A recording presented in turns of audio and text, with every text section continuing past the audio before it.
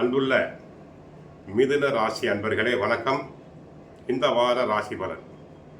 மிதுன ராசியினருக்கு ஜென்ம ராசியில் குரு சந்திரன், 3 கேது, 4 சூரியன் சுக்கிரன், 5 செவ்வாய் புதன், 9 ராகு, 10 சனி வக்கரம் அடைந்திருக்கிறார். உங்கள் ராசிக்கு 3 கேது, 4 சுக்கிரன், 5 புதன் இருப்பதால் பல வரவுகள் சற்று சாதகமாக அமையும்.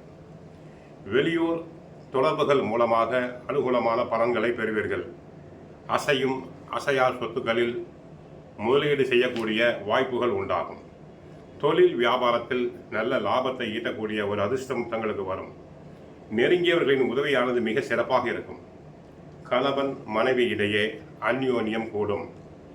தொழில் வியாபாரத்தில் கடந்த காலத்தில் இருந்த நெருக்கடிகள் அனைத்தும் படிப்படியாக விலகும்.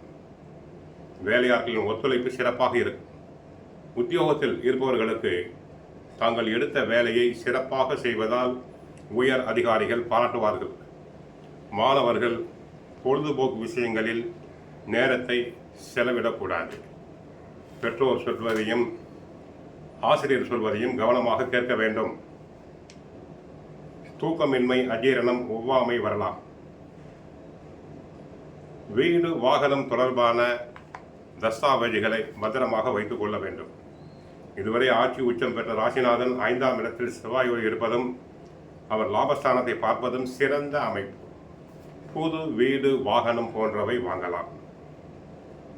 கணக்கு வழக்குகள் மற்றும் வங்கித்துறையில் உள்ளவர்கள் முன்னேற்றம் பெறுவர். பதவி உயர்வால் சிலருக்கு இடமாற்றங்கள் கிடைக்கலாம். உயர் அதிகாரிகளுடைய பாராட்டுதல்கள் கிடைக்கும். கொடுக்கல் வாங்கல் பிரச்சனை இல்லாமல் நடக்கும். பணத்துக்காக கஷ்டப்பட வேண்டி இருக்காது. ஏதாவது ஒரு வகையில் பணம் வந்து தங்களின் தேவைகளை பூர்த்தி செய்து கொள்வீர்கள். குருவின் பார்வை தொழில் ஸ்தானத்தில் பதிவதால் தேவைக்கு ஏற்ற பணம் கிடைக்கும்.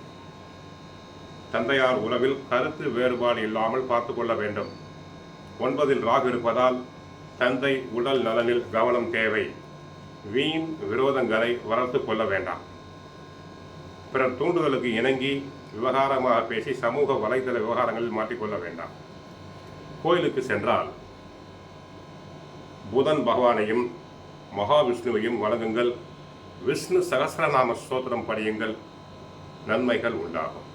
வாழ்க வளமுடன், மங்களம் உண்டாகட்டும்.